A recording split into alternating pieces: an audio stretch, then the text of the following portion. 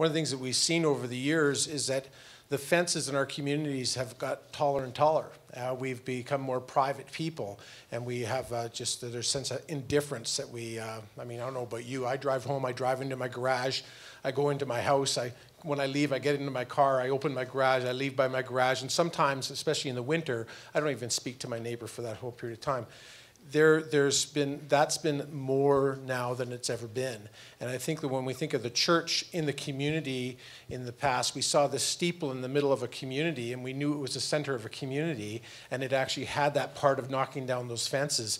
But more and more, that steeple has been knocked down, and we've been less and less being able to really get to know our neighbor. And that was a really part of our social fabric, is how we cared for neighbors. So even you think about child welfare.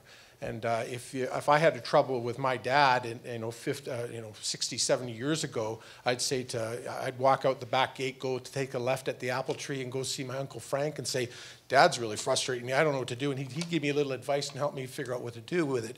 Family units were closer together. Fences were designed to keep the dog in as opposed to keep your neighbor out in privacy so you can have a barbecue all by yourself.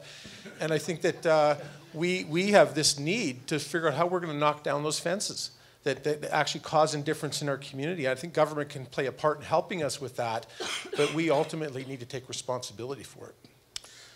Jen, Pat just described the positive sides in terms of family. Now, the negative side we're seeing, the lack of that we're seeing today with social isolation and, in fact, arguably some of the mental health issues and some of those bigger issues tied to lack of connectedness in our huge public health issues, our economic issues, spill over. How do we can sit here and say, oh, it was better way back then. It's also different now in terms of the makeup of society. As you poke around with your journalistic lens, where do you see signs of hope, and where do you see areas of, do you see signs of hope? Yeah, I'm the wrong person to ask on this panel for signs of hope. I am the anti-hope person on this panel. I mean, I would make just an observation, and that is, I think that when we talk about social isolation, I see parallels between, for example, decline in church attendance, and I'm not trying to draw a correlation here, I'm drawing a parallel.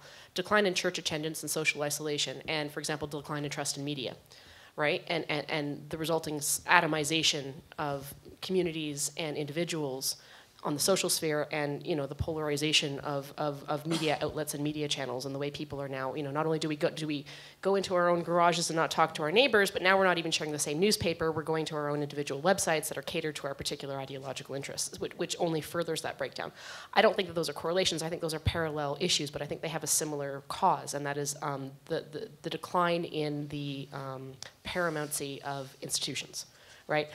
If people have lost trust in mainstream media, and they largely speaking have, to deliver them the news, they've also lost trust in the church to be the single arbiter of the moral good in society, right?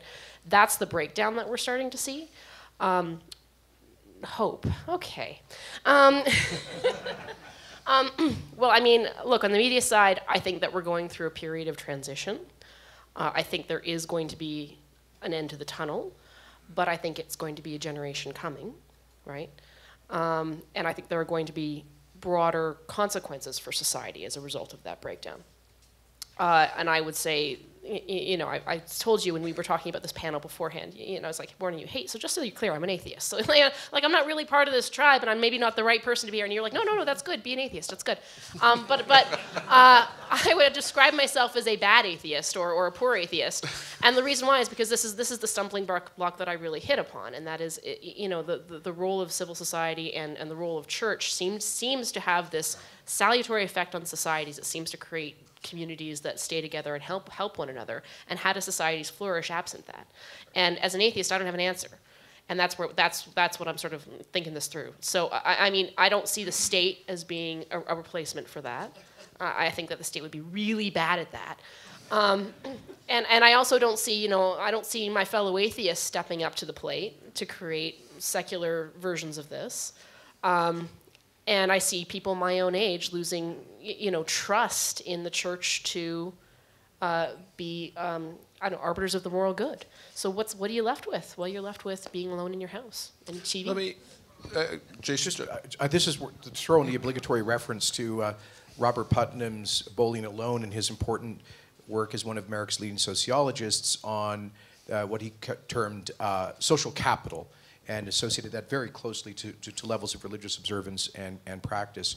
But I do have a sign of hope, which is immigration. Because I see, and I would more than a front row seat. I was on the playing field of immigration as for 5 years as minister and 10 years as a multiculturalism minister. But there are the highest levels of religious observance, and I believe the thickest social capital in Canada is found in communities of new Canadians. And sometimes they are kind of in cultural silos as they're beginning, not fully yet integrated into the broader Canadian society. That may be a good thing, actually, because they preserved those reciprocal loyalties from their countries and cultures of origin, and often that their faith is central to that, and they really take care of the widows and orphans.